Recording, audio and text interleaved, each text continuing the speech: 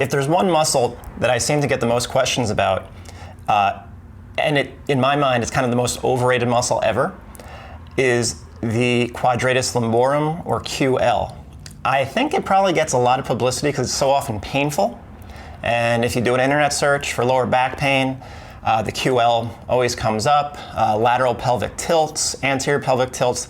The QL just keeps coming up for good reason, because it is known as the hip hike muscle. So it attaches the posterior back part of the pelvis and a little bit towards the medial side, or I'm sorry, lateral side. So kind of back here, right? And yeah, if it's tight, it'll pull the pelvis up. However, it's such an inconsequential muscle in regards to what we can do with it to help. You don't really, the QL is a muscle that is a symptom. Pain in the QL is a symptom. A tight QL is a symptom of a body that cannot shift from side to side. So those QLs never get to relax. The QL will be active if you put your weight on your right foot, that right QL will be active in the frontal plane. It helps to side bend you. So here's the right side. If you put your weight on your right leg, it helps to side bend you to the right, which is normal. That's normal mechanics if you're on your right foot. It should. The left QL, once you get your weight to the left side, the left QL should help you side bend you to the left. But if you're stuck on your right foot, that doesn't happen. The right QL stays overactive and tight because you never were able to shift your center of mass, your weight, fully to the left side. So the left side couldn't close in this frontal plane. So the right side couldn't relax. At that point, the right QL turns off. People always want to say, well, how can the right QL and the left QL be tight at the same time? Remember, I don't care about QLs because we can't do anything about the QL.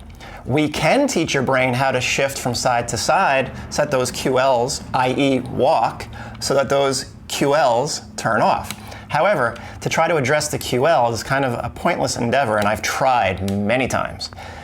In my previous iteration as a trainer and chronic pain sufferer, trying to directly address the QL did not really work. So, how can the QL, the right QL and the left QL, both be tight at the same time? Now, there's an issue with tight and painful, because sometimes people, where you experience pain doesn't mean it's tight, and where it's tight, you might not feel pain. And tight, it's not in the classic sense of muscle tightness. There's different types of tightness in the sense that, yeah, muscle could be tight from overuse, constantly lifting, working with that in a certain position, or just repetitive exercises. But that could also just be soreness, pain. What's pain? It could be tension. Your autonomic nervous system could be creating tension in muscles that feels painful, but it's not the same thing as the tightness/soreness of a muscle. So I don't always know what people are talking about in regards to what they're feeling. But beyond that, so just setting that aside, how can the right QL and the left QL be tight or painful at the same time? There's two very easy reasons. Sometimes in a PEC pattern, so if the left side comes forward, that's the left AIC. Sometimes the right side comes forward also, and now you've got a pelvis that's anteriorly tilted on both sides. Your lower back is extended, and when that occurs, so here, that's extension.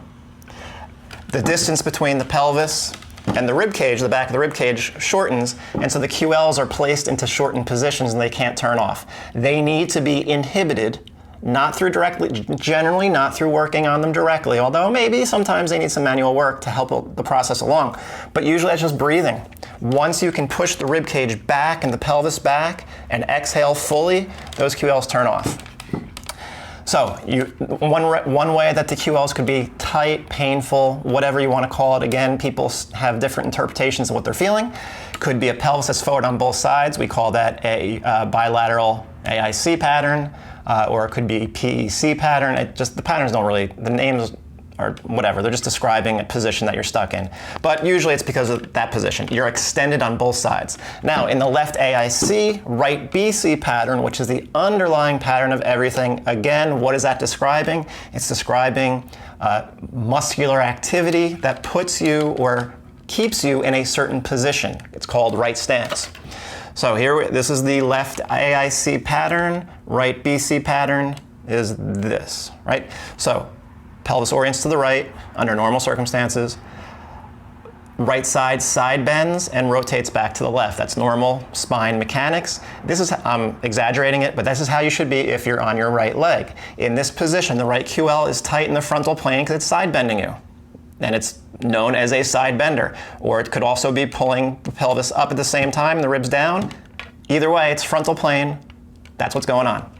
On the left side, the QL could be, because of the left side is an extension, your left lower back is an extension, that QL is not tight, painful, whatever you want to call it, in the frontal plane, but in the sagittal plane, which is extension. So it's just two different planes of motion, but the QL on both sides can be agitated, or you may not feel that QLs at all.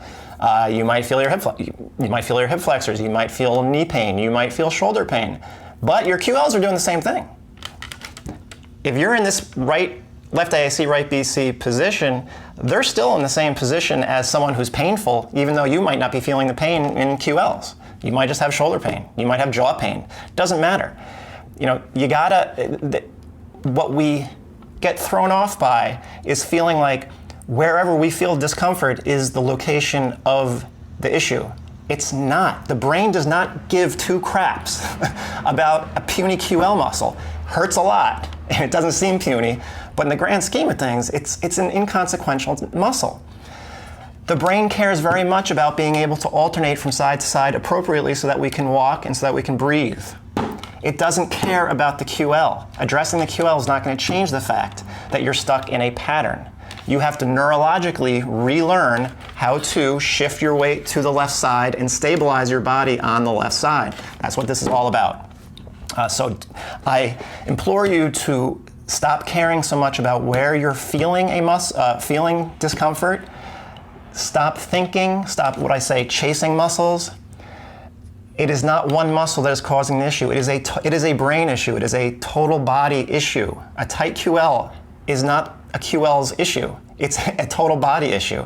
You've lost the ability to shift your pelvis from side to side.